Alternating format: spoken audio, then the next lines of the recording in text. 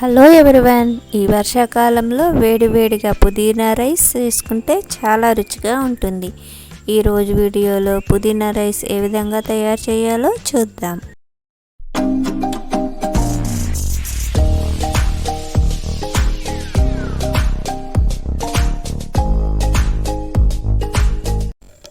ముందుగా 2 గ్లాసులు బాస్మతి రైస్ తీసుకుని శుభ్రంగా వాష్ చేసుకుని అరగంట సేపు నానబెట్టుకోవాలి. ఈ బాస్మతి రైస్ నానేలోపు మిక్సీ గిన్నెలోకి కొద్దిగా పుదీనా, కొంచెం కొత్తిమీర తీసుకొని గ్రైండ్ చేసుకోవాలి. ఈ విధంగా మెత్తగా గ్రైండ్ అవ్వాలి.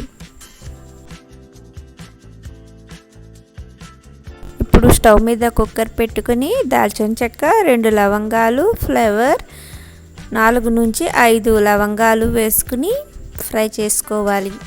దీనిలోనే ఒక బిర్యానీ ఆకు కూడా వేసుకుని ఫ్రై చేసుకోవాలి. మసాలా ఐటమ్స్ కొద్దిగా ఫ్రై అయిన తర్వాత దీనిలోనే కొద్దిగా అల్లం వెల్లుల్లి పేస్ట్ వేసుకుని ఫ్రై చేసుకోవాలి.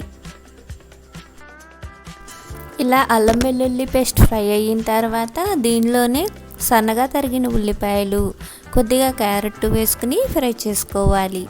ఉల్లిపాయలు, క్యారెట్ ఇలా కొద్దిగా ఫ్రై అయిన తర్వాత దీనిలోనే మనం ముందుగా ఆడిపెట్టుకున్న పుదీనా పేస్ట్ని వేసుకుని ఫ్రై చేసుకోవాలి. ఇప్పుడు దీనిలోనే వడగొట్టి అట్టే పెట్టుకున్న బాస్మతి రైస్ వేసుకుని ఒకసారి కలుపుకోవాలి. మనం 2 గ్లాసులు రైస్ తీసుకున్నాం కాబట్టి 2 గ్లాసుల రైస్కి 4 గ్లాసుల వాటర్ పడుతుంది. కానీ మనం తీసుకున్నది బాస్మతి రైస్ కాబట్టి 4 గ్లాసులకి బదులు 3 గ్లాసుల వాటరే తీసుకుంటే రైస్ పొడి పొడిలాడుతూ వస్తుంది, లేదంటే కొద్దిగా ముద్ద అవుతుంది.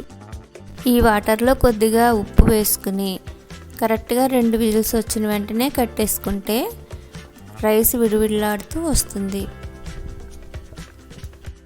అంతేనండి, ఎంతో రుచికరమైన పుదీనా రైస్ రెడీ అయిపోయింది. మీరు కూడా ఈ విధంగా ట్రై చేస్తారుగా. మరొక మంచి వీడియోతో నెక్స్ట్ వీడియోలో కలుద్దాం.